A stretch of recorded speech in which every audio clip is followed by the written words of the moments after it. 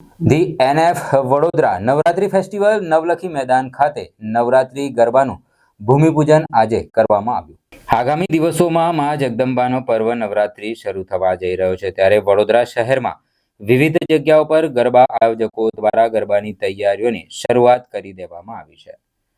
વડોદરાના મોટા જાણીતા ગરબા એવા વીએનએફ વડોદરા નવરાત્રી ફેસ્ટિવલ યોજાઈ રહ્યો છે, ત્યારે આજ રોજ નવલખી મેદાન ખાતે વડોદરા નવરાત્રી ગરબાનું ભૂમિપૂજન કરવામાં આવ્યું હતું। આ ગરબાનો મુખ્ય આયોજક મયંક પટેલ તથા તેમની ટીમ દ્વારા આ ગરબાનું આયોજન કરવામાં આવ્યું છે। મોટી સંખ્યામાં લોકો ભૂમિપૂજન ખાતે ઉપસ્થિત રહ્યા હતા। વડોદરા શહેરના ભારતીય જનતા પાર્ટીના અધ્યક્ષ જયપ્રકાશ સોની, વડોદરા મહાનગરપાલિકાના સ્થાયી સમિતિના અધ્યક્ષ ડોક્ટર શીતલ મિસ્ત્રી, ડેપ્યુટી મેયર ચિરાગ બારોટ, દંડક શૈલેષ પાટીલ તથા વિવિધ મહાનુભાવો આ કાર્યક્રમમાં ઉપસ્થિત રહ્યા હતા। ત્યારબાદ કાર્યક્રમમાં ભૂમિપૂજન કરવામાં આવ્યું હતું। વરદાન નવરાત્રી ફેસ્ટિવલ દરમિયાન જેની જેમ પણ આ વર્ષે ખૂબ ધામધૂમથી યોજાય તેવી શુભેચ્છાઓને આમંત્રણ આપવામાં આવી હતી। ખેલૈયાઓ માટે વિવિધ સુવિધાઓ અને સુરક્ષા માટે તમામ સુવિધાઓ પૂરી પાડવામાં આવશે તેવી બાંહેધરી આપવામાં આવી હતી, જેથી કરીને આજે નવલખી મેદાન ખાતે નવરાત્રીના ફેસ્ટિવલ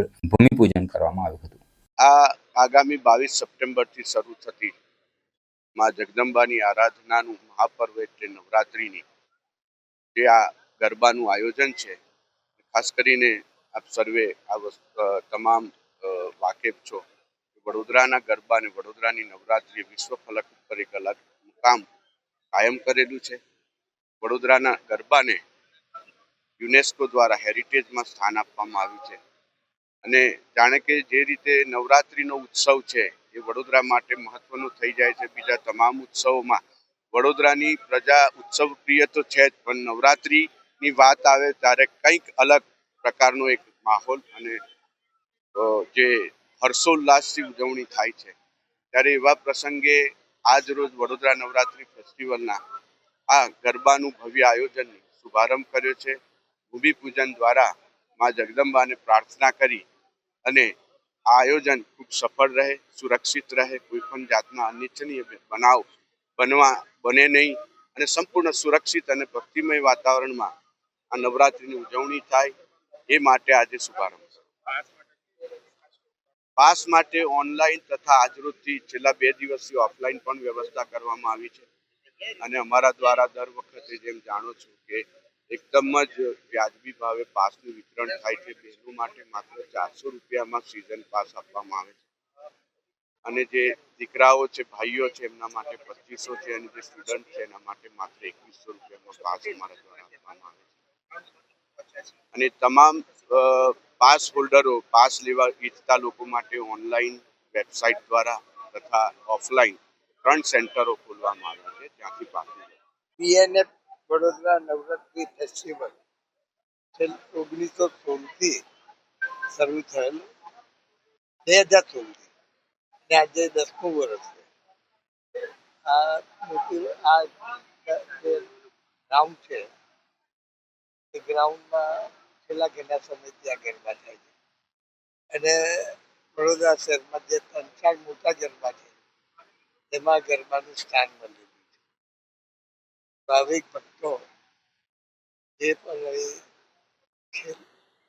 નવરાત્રીનો ઉત્સવ માનવા આવે છે તે ખુશીથી અહીં ઉત્સવ ઉજવે છે। વડોદરા કલા નગરી, ઉત્સવ પ્રિય નગરીમાં નવરાત્રી એક આગવું સ્થાન ધરાવે છે। વડોદરામાં કોઈ પણ તહેવાર હોય ખૂબ ઉત્સાહથી ઉજવવામાં આવે છે। હાલ ગણપતિની સ્થાપના થઈ ચૂકી છે, ગણેશ વિસર્જન પણ થશે, ત્યારબાદ નવરાત્રી મહોત્સવની શરૂઆત થશે। વડોદરાના ગરબાના મુખ્ય આયોજક એમાંના એક એવા વડોદરા નવરાત્રી ફેસ્ટિવલ વીએનએફ નું આયોજન દર વર્ષે નવલખી ગ્રાઉન્ડ પર 2016થી કરવામાં આવી રહ્યું છે। ખૂબ સારો ગ્રાઉન્ડની તૈયારી થતી હોય છે। આજે એ ગ્રાઉન્ડની તૈયારી માટે ભૂમિપૂજન રાખવામાં આવ્યું છે। વડોદરાના તમામ શ્રેષ્ઠીઓ આ ભૂમિપૂજનમાં પધાર્યા છે। વડોદરા ભારતનું બીજા નંબરનું સૌથી સુરક્ષિત શહેર છે અને વડોદરામાં મહિલાઓ ખાસ કરીને મોડી રાત સુધી ગરબા રમતા હોય તો બીજા રાજ્યના લોકોને આશ્ચર્ય થાય એ પ્રકારની સુરક્ષા સલામતી વડોદરામાં પોલીસ ડિપાર્ટમેન્ટ, કોર્પોરેશન ઇન્ફ્રાસ્ટ્રક્ચર દ્વારા આપવામાં આવી રહી છે। આ આયોજકો દ્વારા જે ભૂમિપૂજન કરી અને ગ્રાઉન્ડની ખૂબ સારી વ્યવસ્થા હોય, મ્યુઝિક સિસ્ટમ સારી હોય, ગાયક કલાકારો સારા હોય, ડેકોરેશન સારું હોય, પાર્કિંગની સુવિધા હોય અને મેં કીધું એમ સલામતી સુરક્ષા જળવાય એ પ્રમાણેની શુભેચ્છાઓ આપું છું. તમામ ખેલૈયાઓ ખૂબ ઉત્સાહથી આ ગરબામાં ભાગ લેતા હોય છે. હજારોની સંખ્યામાં યુવાનો યુવતીઓ ખૂબ આસ્થાથી, ખૂબ કલાત્મક રીતે અને પોતાની એકતાનું પ્રદર્શન કરતા હોય છે. ત્યારે આ પ્રસંગે તમામ આયોજકોને ખૂબ ખૂબ શુભેચ્છાઓ આપું છું. તમામ નાગરિકોને ગણપતિ મહોત્સવ અને આવનારા નવરાત્રિ મહોત્સવની ખૂબ ખૂબ શુભેચ્છા.